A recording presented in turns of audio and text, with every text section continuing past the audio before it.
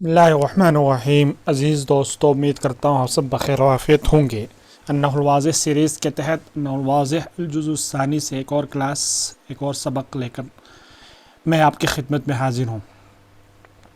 अगर आपने इससे पहले असबाक नहीं देखे हैं तो इसी चैनल के प्लेलिस्ट में जाएँ और वहाँ जाकर अन्नहुल वाज़िह की कैटेगरी में जाकर तमाम असबाक को बितरतीब आप देख सकते हैं और पढ़ सकते हैं।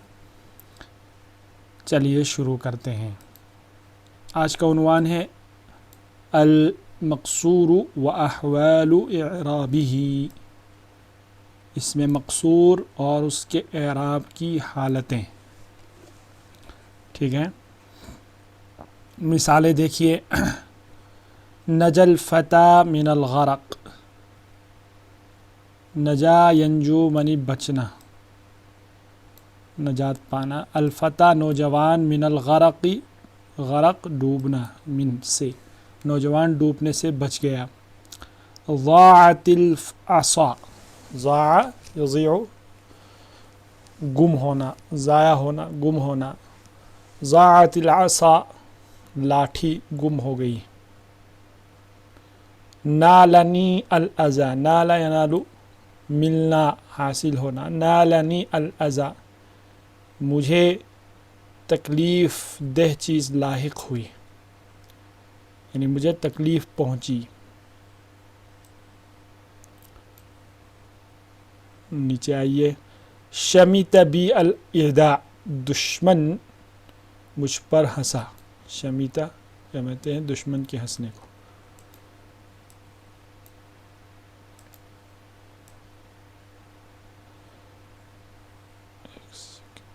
चलिए आगे दूसरी कैटेगरी की मिसालों में आइए। नजैतुल फ़ता मिनल ग़रक़, मैंने नौजवान को बचाया डूबने से। अज़अतुल असा, मैंने लाठी गुम कर दी। मनअतुल अज़ा, मैंने तकलीफ़ दे चीज़ को रोका। ला तुशमित बी अल इदा, मुझ पर दुश्मन को मत हंसाओ। अब ये नीचे की कैटेगरी की मिसालों में पहले हम मिसालों को पढ़ रहे हैं और फिर उसके बाद डिस्कशन करेंगे इन मिसालों के बारे में। रज़ीतु अनिल फ़ता, मैं नौजवान से खुश हुआ। इत्तकअतु अलल असा, मैंने लाठी पर टेक लगाई। सलिमतु मिनल अज़ा, मैं तकलीफ़ देह चीज़ से महफूज रहा, तकलीफ़ से। इंतसरतु अलल इदा, मैं दुश्मन पर गालिब आ गया, दुश्मन पर मैंने फ़तह हासिल की। ये मिसालें आपने देखी। इन मिसालों में आप देखिए, पहली मिसाल में अल-फ़ता, दूसरी में अल-असा, तीसरी में अल-अज़ा, अल-इदा। 4 कलिमात हैं, अल-फ़ता, अल-असा, अल-अज़ा और अल-इदा। इन चारों में आप देख रहे हैं अल-फ़ता के आखिर में भी अलिफ़ है, अल-असा के आखिर में भी अलिफ़ है, और अज़ा के आखिर में भी अलिफ़ है, और इदा के आखिर में भी अलिफ़ है। और ये अलिफ़ मक़सूरा है, इसको कहते हैं मक़सूरा। मक़सूरा मीन्स शॉर्ट। इसकी अपोजिट है ममदूदा। ममदूदा के माने जो डबल अलिफ़ के बराबर हो, जैसे सहरा, सहरा, सहरा, तो डबल अलिफ़ के बराबर हो, उसको अलिफ़ ममदूदा कहते हैं। जो मुख्तसर, उसके अपोजिट में जो कम मुख्तसर अलिफ़ हो, छोटी अलिफ़ हो, उसको अलिफ़ मक़सूरा कहते हैं। तो अब इन तमाम में आप देख रहे हैं नजल, फ़ता, असा, अज़ा, इदा। ठीक है, मुख्तसर अलिफ़ है, शॉर्ट अलिफ़। इसके बरक्स, इसके बरखिलाफ़, सहरा के बरखिलाफ़। ठीक है ना।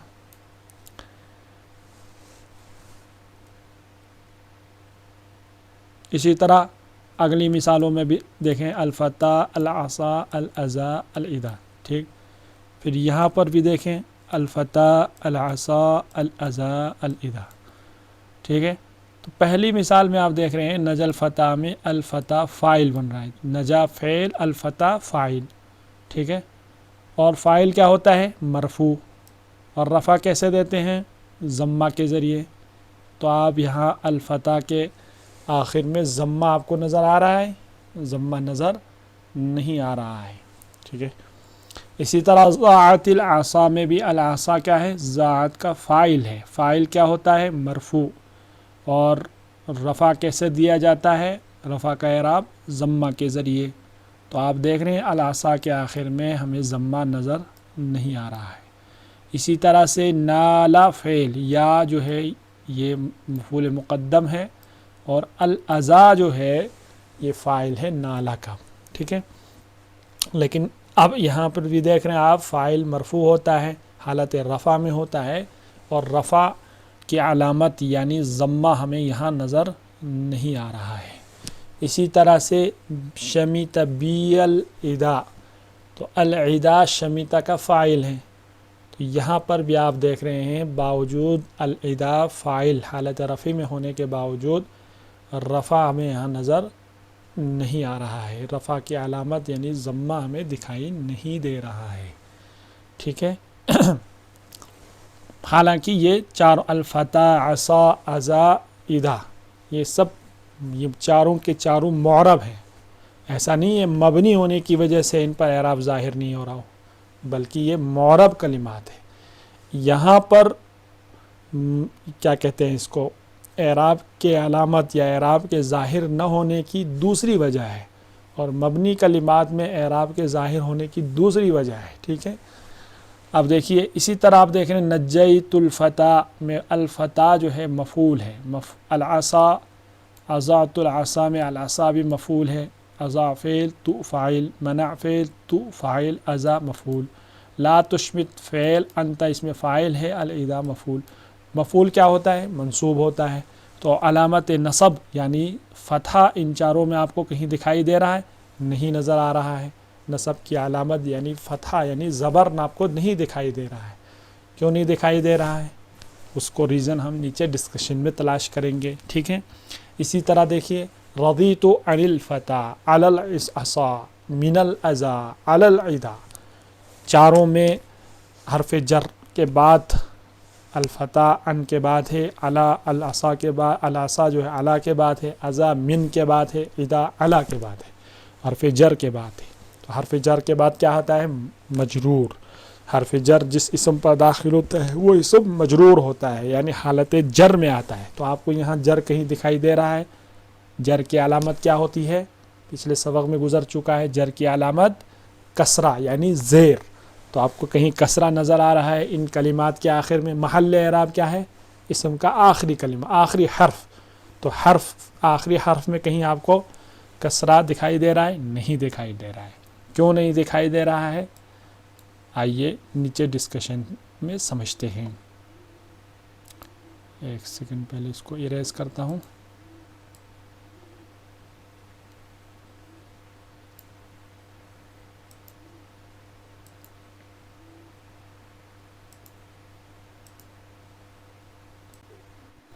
دیکھیے البحث، الکلمات الفتح والعصا والازا والعدا فی الامثلۃ المتقدمہ، اوپر کی مثالوں میں جو مثالیں اوپر گزری ہیں ان کے اندر آپ ان کلمات کو دیکھیں، الفتح، عصا، ازا اور عدا، ٹھیک ہے۔ کلھا اسماء معربۃ، سب کے سب معرب اسماء ہیں، ٹھیک ہے، مبنی نہیں ہے، معرب ہے۔ وفی آخر کل منہا الف ثابتۃ، اور ان میں سے ہر ایک کے آخر میں ایک ایسی الف ہے جو ہمیشہ ان کے آخر میں آتا ہے، ان کے آخر میں رہتا ہے، ٹھیک ہے۔ ثابت مانے برقرار رہتا ہے، ہمیشہ ان کے آخر میں آتا ہے۔ حاذی الاسماء وما شابہ، یہ اسماء یعنی الفتح، عصا، ازا، عدا، یہ اسماء، وما شابہ اور ان کے جیسے اسماء، من کل ما ہوا معرب آخرہ، ان تمام اسماء میں سے جو معرب ہیں، یعنی معرب کلمات میں سے ان اسماء کی طرح کا کوئی بھی اسم جس کے آخر میں کیا ہو؟ الف لازمہ ہو، جن کے آخر میں ایسا الف ہو جو ہمیشہ جن کے آخر میں آتی ہو، تسمى بالاسماء المقصورہ، ایسے اسماء کو اسماء مقصورہ کہا جاتا ہے۔ کیا کہا جاتا ہے؟ اسماء مقصورہ یا اسم مقصور کہتے ہیں. ٹھیک ہے، آئیے نیچے کی طرف چلیں گے.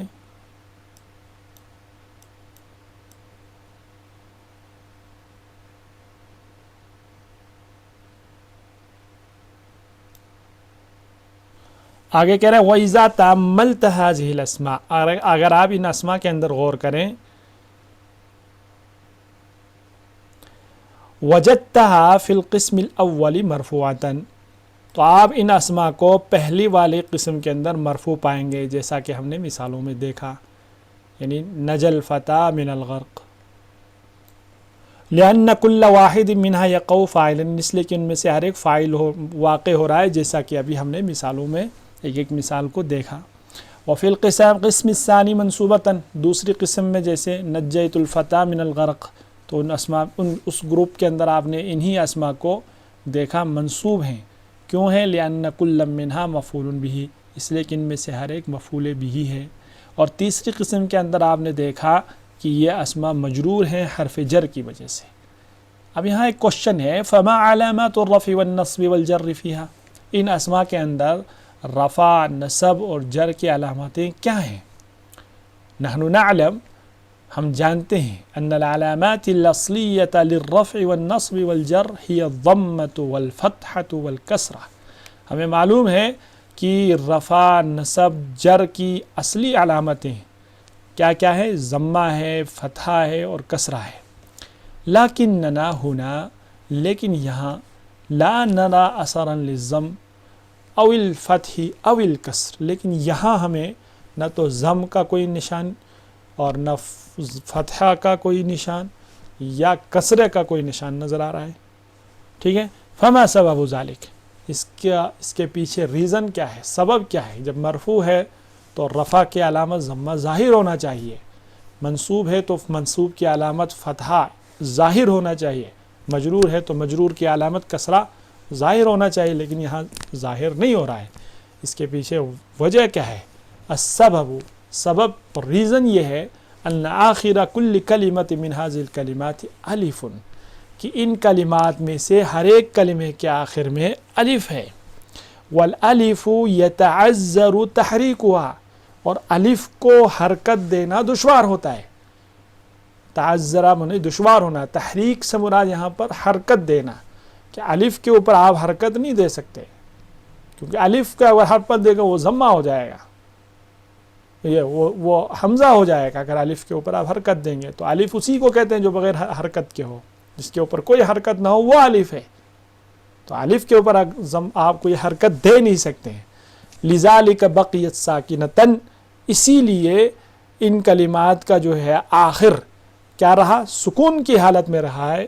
وقدرت علیہ الضمۃ فی حالت الرفع، اور یہاں ہم ان کلمات میں کا جو آخری حرف ہے وہ ساکن رہے گا، یعنی الف جو ہے وہ ساکن رہے گا، سکون کی حالت میں رہے گا، اور اس الف کے اوپر ہم جو ہے ضمہ کو مقدر مانیں گے، پوشیدہ مانیں گے، یعنی ظاہر نہیں ہو رہا ہے لیکن پوشیدہ ہے، وہاں موجود ہے. کس حالت میں؟ ضمہ کو پوشیدہ مانیں گے الف کے اوپر رفع کی حالت میں، اور نصب کی حالت میں فتحہ کو ہم مقدر اور پوشیدہ مانیں گے، اور حالت جر میں ہم کسرہ کو مقدر مانیں گے. ٹھیک ہے، یعنی ہم فرض کر لیں گے، مان لیں گے کہ یہاں پر جو ہے ضمہ ہے، لیکن وہ ضمہ الف کی وجہ سے، چونکہ الف کے اوپر حرکت نہیں دے سکتے ہیں، اس لیے وہ ضمہ ظاہر نہیں ہو رہا ہے یہاں پر. تو یہاں پر ظاہر اعراب کے نہ آنے کی، اعراب کے ظاہر نہ ہونے کی دوسری وجہ ہے. اور مبنی کلمات میں جہاں مبنی آپ نے دیکھا، وہاں پر اعراب کے ظاہر نہ ہونے کی دوسری وجہ ہے. ٹھیک ہے نا؟ چلیے قواعد دیکھیے. کہہ رہے المقصور ہوا کل اسم معرب آخرہ الف لازمۃ، اسم مقصور ہر اسم معرب کو کہتے ہیں جس کے آخر میں الف لازمہ ہو، یعنی ایک ایسا الف ہو جو ہمیشہ اس کے آخر میں آتا ہو. تقدر علی آخر المقصور حرکات الاعراب الثلاث، اسم مقصور کے آخر پر تینوں ٹھیک ہے نا اعراب کی حرکات کو مقدر مانا جاتا ہے. ٹھیک ہے, مقدر ماننا یعنی فرض کرنا, ٹھیک ہے نا, سپوز کرنا. چلیے آگے اگلا سبق ہے اس میں منقوص. یہ بہت اہم ترین اسباق یہاں سے شروع ہو رہے ہیں نحو کے. امید ہے کہ آپ بغور دیکھیں گے, پڑھیں گے اور سنیں گے.